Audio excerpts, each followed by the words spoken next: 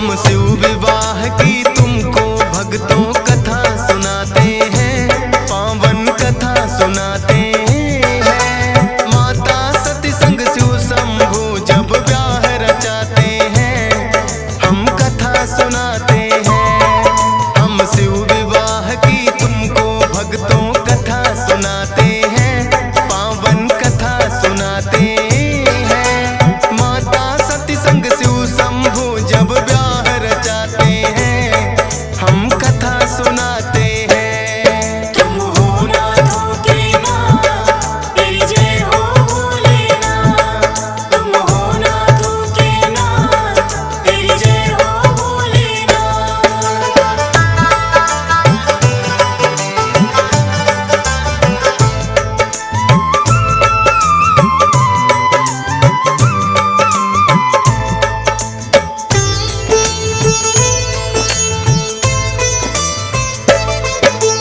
पूर्व काल में रचने लगे जब ब्रह्मा जी सृष्टि, उनकी भौह से प्रकट हुई थी एक सुंदर युवती।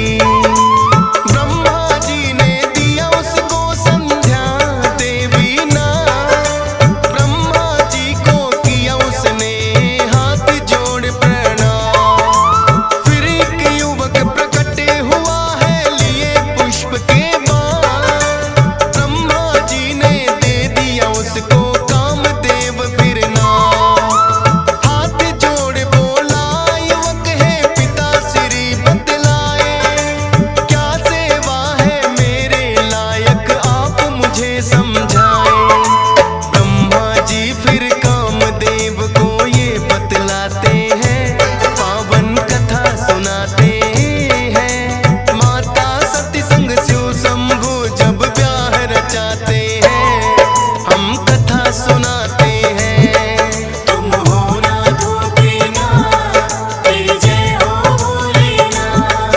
तुम हो नाथों के नाथ, तेरी जय हो भोलेनाथ।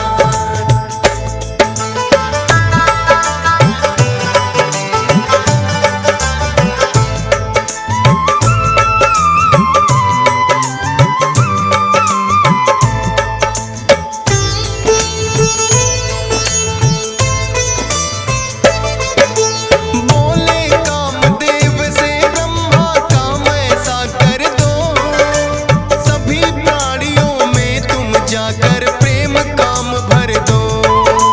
ब्रह्मा जी के पास थे बैठे जितने ऋषि मुनि, 5 बाण में कामदेव के शक्ति है भर दी। कामदेव माने जो ब्रह्मा ने वचन कहे, अपने बाण वहां बैठे हुए ऋषियों पर चला दिए। ब्रह्मा संग फिर सारे ऋषिगण हुए हैं कामातुर, नजर पड़ी संध्या देवी पर देख गई वो डर।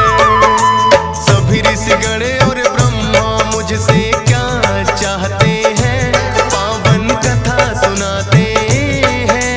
माता सती संग शिव शंभू जब ब्याह रचाते हैं, हम कथा सुनाते हैं। तुम हो नाथों के नाथ, तेरी जय हो भोलेनाथ। तुम हो नाथों के नाथ, तेरी जय हो भोलेनाथ।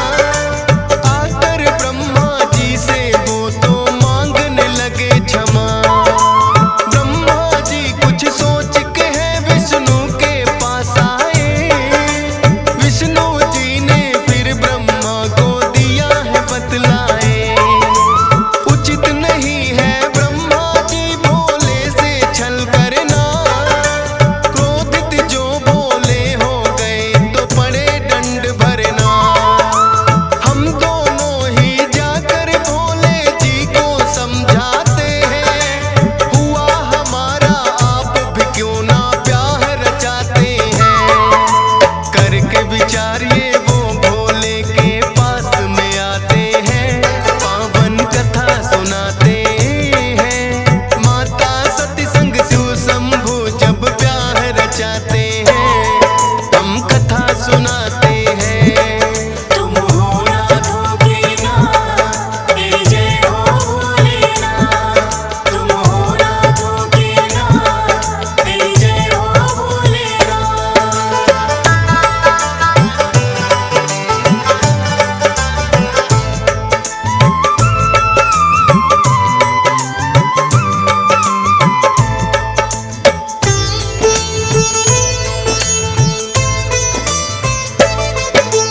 बोले ब्रह्मा विष्णु बोले इतनी विनती है, बिन अर्धांगिनी नहीं किसी को मुक्ति मिलती है।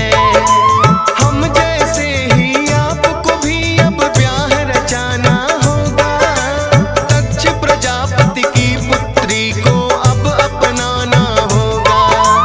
बड़े घोर तप से है उन्होंने कन्या ये पाई, और नहीं कोई आदिशक्ति सती रूप में है आई।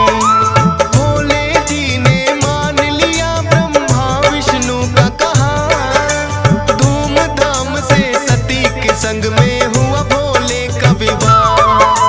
भूत प्रेत भी भोले की बारात में आते हैं, पावन कथा सुनाते हैं। माता सती संग शिव शंभू जब ब्याह रचाते हैं, हम कथा सुनाते हैं। तुम हो नाथ के नाथ, तेरी जय हो भोलेनाथ। तुम हो नाथ के नाथ, तेरी जय हो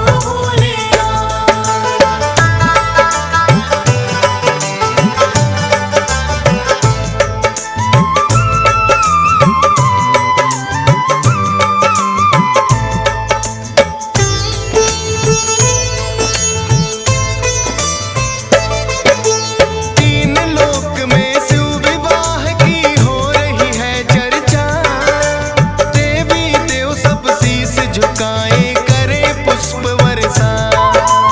शिवमय हो गया था भक्तों ये सारा ही संसार, गूंज रही शहनाई शिव की हो रही जय जयकार। फिर तो घड़ी विदाई की भी आ ही जाती है, पिता दक्ष को छोड़ सती शिव को अपनाती है।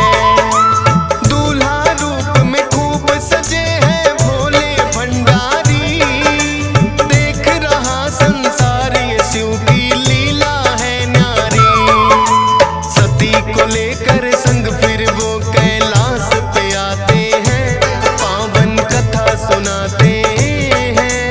माता सती संग शिव शंभू जब ब्याह रचाते हैं, हम कथा सुनाते हैं। तुम हो नाथ के नाथ, तेरी जय हो भोलेनाथ।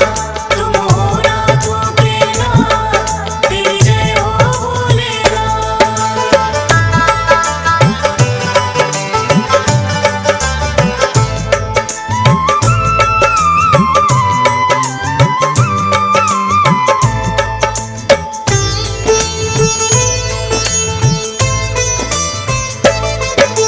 साथ सती के एक दिन वो दंडक वन आते हैं, राम लखन सीता की खोज में उन्हें दिख जाते हैं। दूर से देखा भोले ने तो किया उन्हें प्रणाम, बोली सती की हे भोले ये तो मानो है आप। साधारण मानो के आगे आपका शीश झुका, भोले जी मुझको बतलाए इसमें भेद है क्या। भोले ने फिर माता सती को सत्य है वचन सुनाए, खुद श्री विष्णु राम अवतार में लेके जन्म है आए। इसीलिए हम श्री राम को शीश झुकाते हैं, पावन कथा सुनाते हैं। माता सती संग शिव शंभू जब ब्याह रचाते हैं, हम कथा सुनाते हैं। तुम हो नाथ के नाथ, तेरी जय हो भोलेनाथ। तुम हो नाथ के नाथ, तेरी जय हो भोलेनाथ।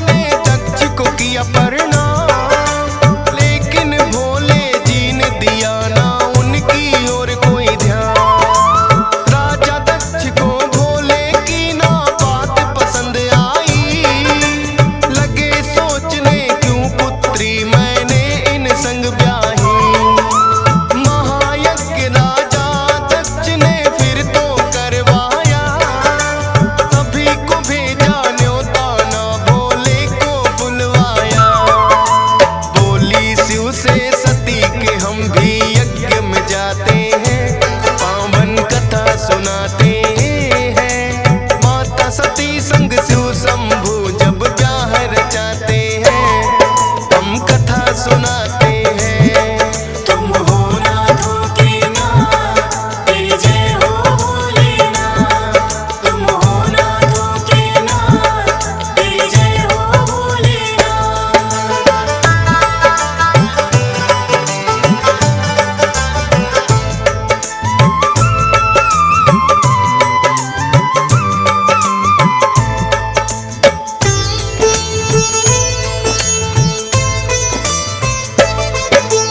कहने लगे बोले मेहमान जो होते बिना बुलाए, होता ना सम्मान कहीं ये तुम्हें रहे समझाए।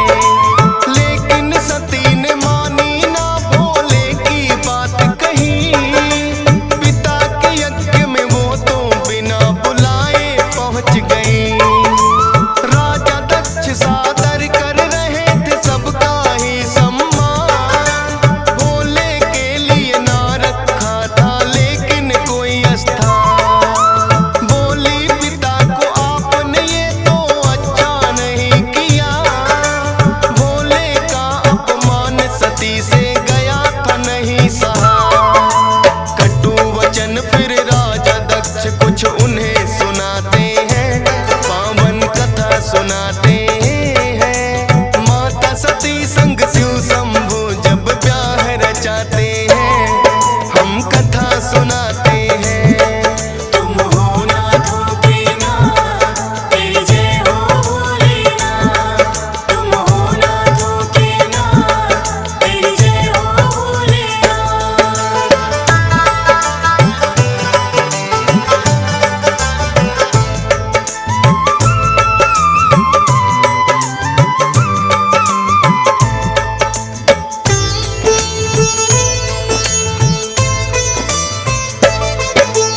होनी तो बलवान है लेकिन होकर ही रहती, अपने प्राणों की माता सती ने दे दी आहुति।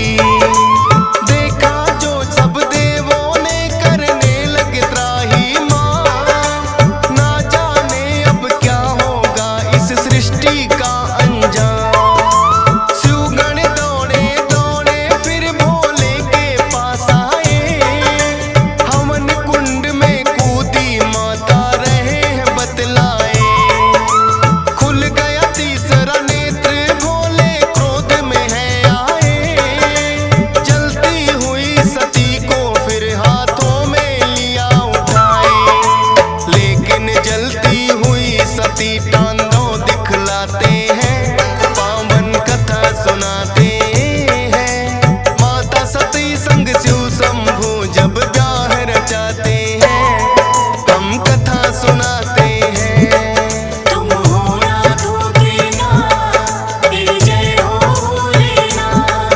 तुम हो नाथों के नाथ, तेरी जय हो भोलेनाथ।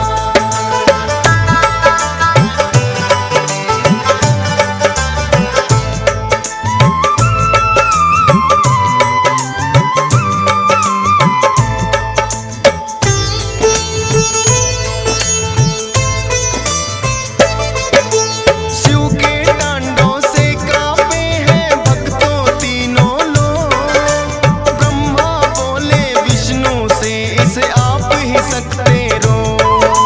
माता सती जलती हुई जब तक है भोले के हाथ, क्रोध की ज्वाला भोले की मुश्किल होनी है साथ। विष्णु जी ने सोच समझ कर ऐसा खेल रचाया, दिया सुदर्शन छोड़ सती को टुकड़ों में बिखराया। 51 जगहों पे माता सती के अंग बिखरे, शक्ति पीठ के नाम से जाने जाते